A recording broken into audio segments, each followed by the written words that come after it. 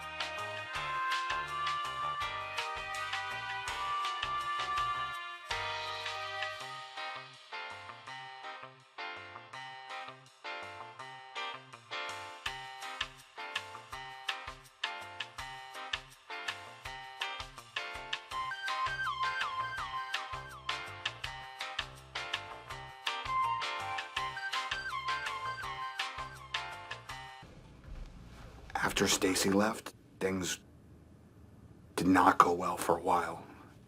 And it was hard to see. It's just nice to win one. Vocab time. All right, guys, let's get into this. So the atmosphere was bereft of sadness. Basically, that just means there was no sadness. Whenever you're bereft of something, you're lacking. Correct answer is E. He expressed his frailties. You probably are familiar with the adjective frail. You know, like a frail old man, or, you know, somebody who's kind of in the process of saying goodbye to this earth. We often use the word frail, and it indicates a weakness, loss of energy, stuff like that. So the best answer is going to be weaknesses. The government tried to disentangle itself. I mean, really, this is a word you can probably break apart, like tangle. You know that Disney movie Tangled about the, what is it? What's her name? Is it Rumpelstiltskin? I don't know if that's right. Anyway, she has very long hair that gets tangled up and everything. So if you disentangle, you try to kind of undo the knot, kind of get yourself out of the situation. So the best answer is going to be A, extract. I cannot stand his pomposity. Now, you might not recognize the word in its noun form, but you might recognize the adjective. He's so pompous. So a pompous person is someone who's very arrogant, very full of themselves. Best answer is going to be A, arrogance. All right, let's go ahead and move on. Please delineate this. For me, this is one of those words that you just have to understand or have to memorize, because to me, when I learned the meaning of this word, it just didn't really make sense. Like if you had to ask me what this means, it would be like separate, you know, like put lines or something, but actually what it means is to describe, and it really means to describe something like in detail. Pretty weird, right? Just one of those words you have to memorize. The data is conclusive. Data. Basically, not concluding, right? Conclusive means you cannot argue with it. The data is something that is just like set in stone. So the best answer is going to be B, irrefutable. Whenever you have a conclusive idea, that basically means all debate, all controversy is out the window and everybody just agrees with it. The man's vitality is impressive. If you try to break apart this word into vital, for example, and you go, oh, vital means important, you might be in trouble here. But if you break it into the word vitals, have you ever watched like hospital, dramas on TV? They say, oh, his vitals are good. So basically what it means is, the signs of health. So the best answer is going to be B, energy. Claire has a steadfast manner. Claire does not want her mind to be changed, right? She's pretty firm in her ideas. So the best answer is going to be resolute. This book is an archetype of the genre. For me, another one of those words you have to memorize. Maybe the word type kind of gives it away. It's actually an example. And really, even kind of the better definition would be like a good example or a typical example. He eventually relented. If you relent, you basically allow the people challenging you to win, right? So it's not necessarily run away, because if you run away, you can, fight another day. Step in means you're, getting ready to fight. Fight back, of course, means you are fighting.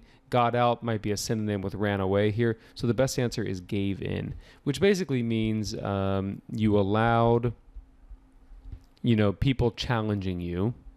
So let's say challenges to win. I have many grievances. Comes from the word grieve. We are grieving, right? So obviously it has a negative kind of connotation. Whenever somebody has grievances, they're typically having criticisms or complaints about something.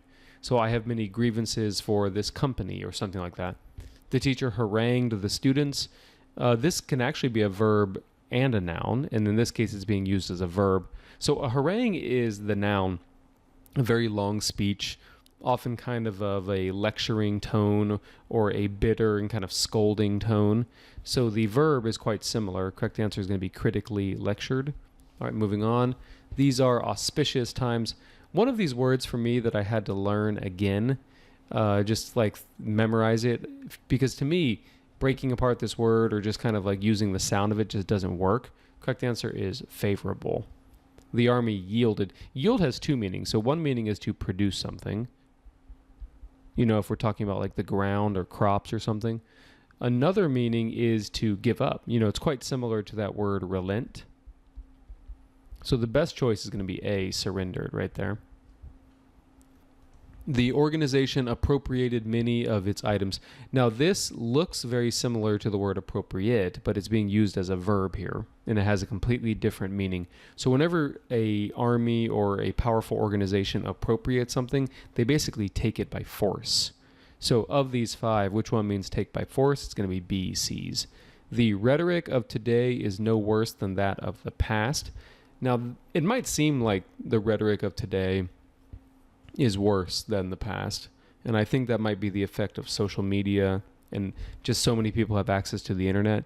But if you actually study like 100 or 200 years ago, some of these political campaigns, they were saying some pretty nasty shit, right? Just like today. So I think politics is always going to be politics. It would be nice if we could all get on the same page and just kind of better society, kind of move to a better society. But, I'm just one man. I can't change human nature, right?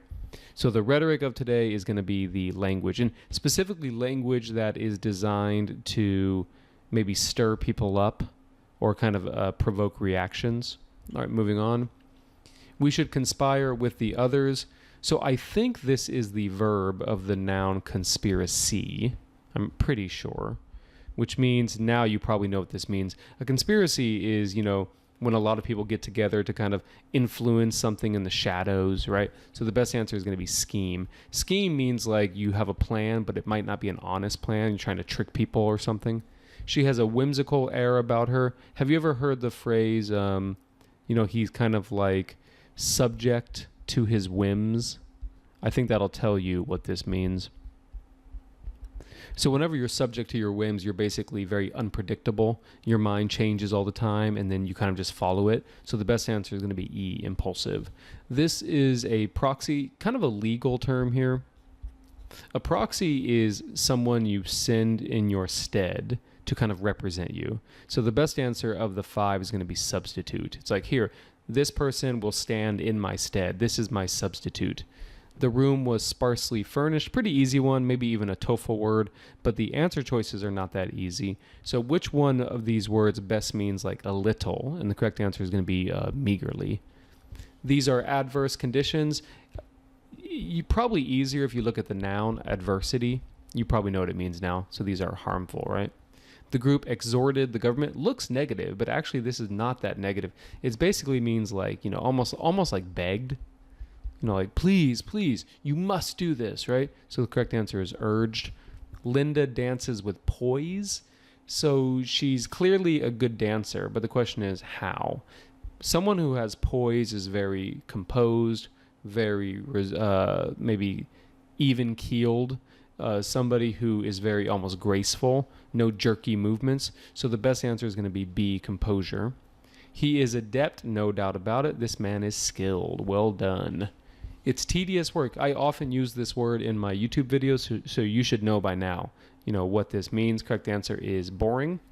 Now, backbreaking, maybe it's just a little bit too strong. So whenever you describe work as tedious, it's not like you're necessarily in the field, toiling, right? The better answer would be like you're looking at a spreadsheet, thousands of numbers or something like that. The rigor of the program is its main selling point. Maybe the adjective will help you out here, the rigorous program. So a rigorous program is one that is very serious, one that is very committed to its, studies. So the best answer is going to be strictness right there. 27, it was an articulate speech, not articulate, that's the verb, right? So this may be a TOEFL word, it's kind of like borderline. It was an eloquent speech. His plan is suspect. Now, again, this is an adjective. The noun is a person who the police are interested in catching, right? But that's not what this is. Whenever you use that as an adjective, that means the idea is not really trustworthy. So of the 5, which one is the best here? It's going to be D, questionable. And then finally, it was just a ploy. You maybe have heard this a lot in movies. It's basically when someone's trying to trick somebody else. It's just a ploy. And then finally, Fernando prefers captious teachers. Finally, just to conclude, this is one of those words that I think you just have to memorize. And the probability that it shows up on the GRE is probably pretty low, but I did pull this from a real GRE material or published GRE material. So it's possible it could occur, but it's probably one of the rare ones. So you just have to kind of make a decision. How many of these words do you really want to commit to memory? So like I said, these are just one of these words you have to memorize. So captious basically means a teacher that is critical, a teacher that is like fault finding, tries to find your flaws and corrects them. So, most people probably dislike that kind of teacher, but for some reason, Fernando wants this kind of teacher. So the best answer is going to be D, critical. So speaking of memorizing words, this is vocab quiz number 25. Which means we have now 750 words. So it's pretty amazing the progress that we've been making on this list. And this list has been described as dynamic. I think that's a good word to describe it, which means it's constantly evolving. It's constantly being added to. But don't fret. The words that we put on here are words that we think have a possibility of occurring on real GRE material or real GRE tests. Sometimes a lot of the words that you study on some of these lists, they just seem too out there, right? So these 750 words we think are pretty high value words, a good possibility that a lot of them show up on the test. But you guys have heard me say this before, vocab is not everything. It's just the start. So anyway, because this is a dynamic list, we're going to have number 26 and 27 out here pretty soon. Until that time, just keep working on these 750. Keep working on your logic, things like that, and I will talk to you guys later.